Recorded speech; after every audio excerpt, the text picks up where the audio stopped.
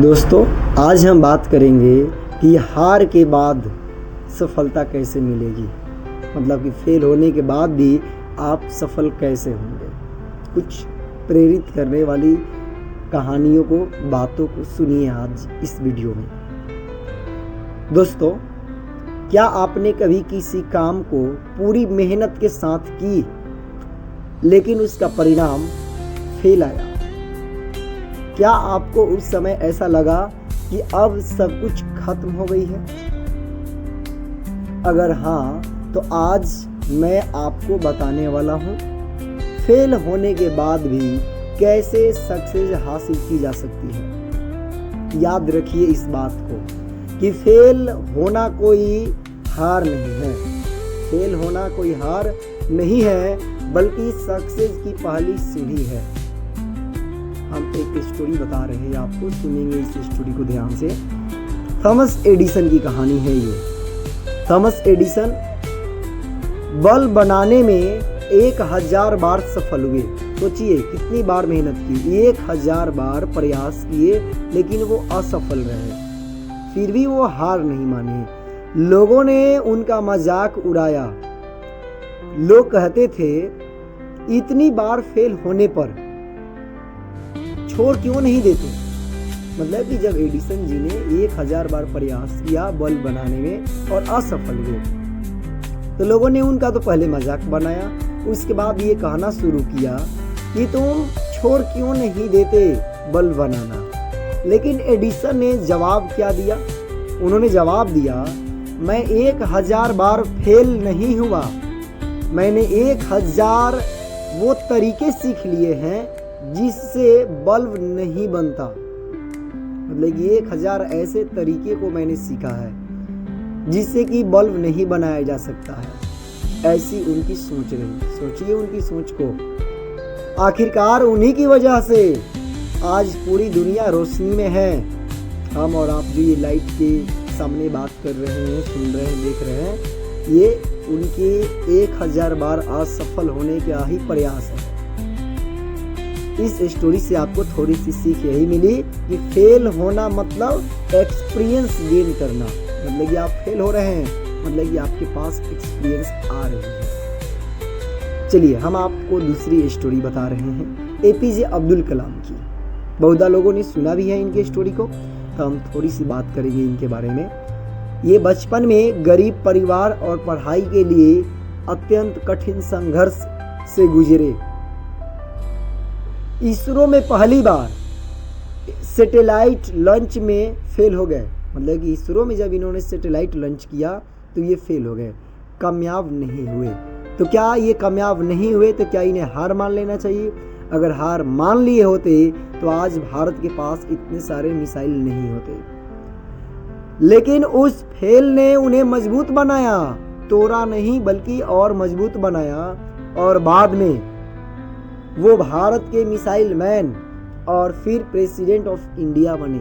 सोचिए अगर वो पहली बार असफल फेल होने से हार मान लिए रहते तो उन्हें मिसाइल मैन की उपाधि नहीं मिलती और उन्हें राष्ट्रपति बनने का मौका नहीं मिलता शायद। इसलिए फेलियर्स हमें स्ट्रांग बनाते हैं, बशर्ते हमें हार न मानना चाहिए।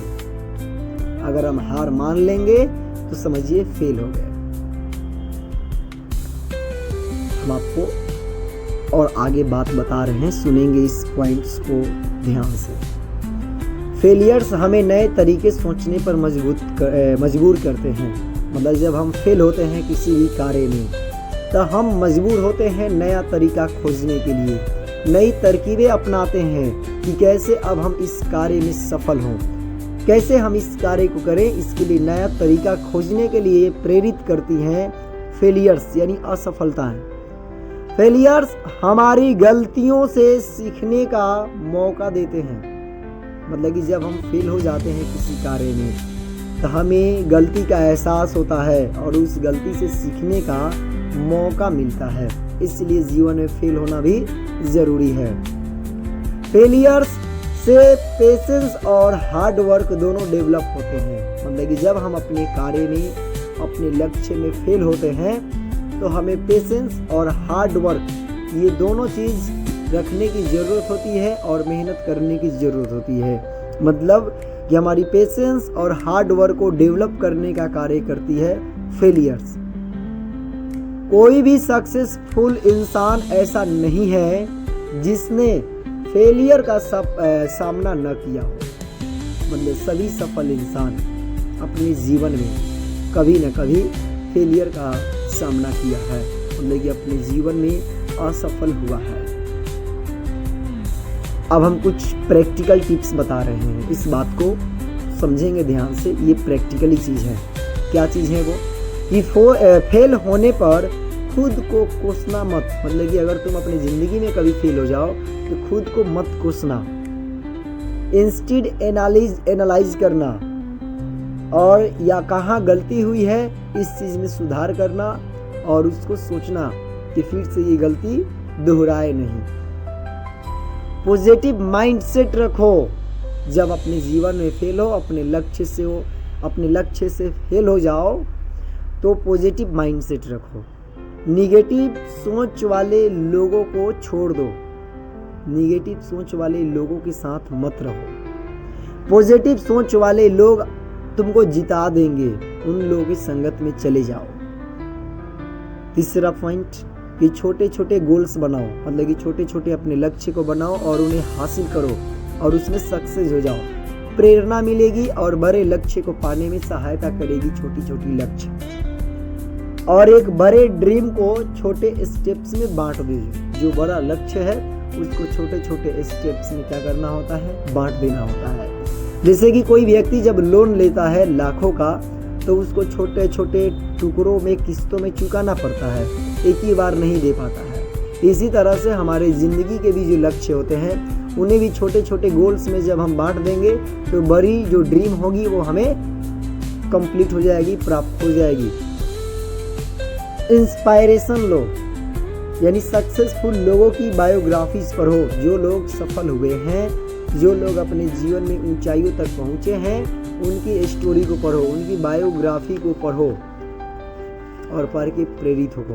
और पांचवा बात है वो कंसिस्टेंसी रखो। मतलब कि अपने लक्ष्य पर कंसिस्टेंसी रखो, यानी कि उस पर पेशेंस रख के आगे बढ़ते रहो। मतलब हर दिन थोड़ा थोड़ा आगे बढ़ना ही सक्सेस है। मतलब कि अगर थोड़े थोड़े अपने लक्ष्य की ओर बढ़ते रहोगे, मेहनत करते रहोगे तो एक दिन सफलता तुम्हारे हाथ लग जाएगी। और उसके बाद कंक्लूजन करना चाहिए। क्या चीज़ है वो? इस बात को समझिए आप लोग। तो याद रखिए, फेलियर्स कभी आपको रोकने के लिए नहीं आते। मतलब आप अपने जीवन में जितने भी फेलियर आते हैं, जिस काम में आप असफल हो जाते हैं, वो सभी असफलताएं आपको रोकने के लिए नहीं आई, वो आपको स्ट्रांग बनाने के लिए आते हैं। अगली बार जब आप फेल हो तो मुस्कुराइए और सोचिए यह सक्सेस की ओर एक स्टेप है। लगिए आप सफलता की ओर बढ़ रहे हैं। अगर आपको ये वीडियो पसंद आई हो तो लाइक, शेयर और सब्सक्राइब जरूर करें और कमेंट में लिखें I will never give up, ताकि आपके अंदर भी वही एनर्जी बनी रहे जो एक सफल इंसान के अंदर एनर्जी बनी रहती है। धन्यवाद। मिलते हैं हम लोग फिर से नेक्स्ट वीडियो में।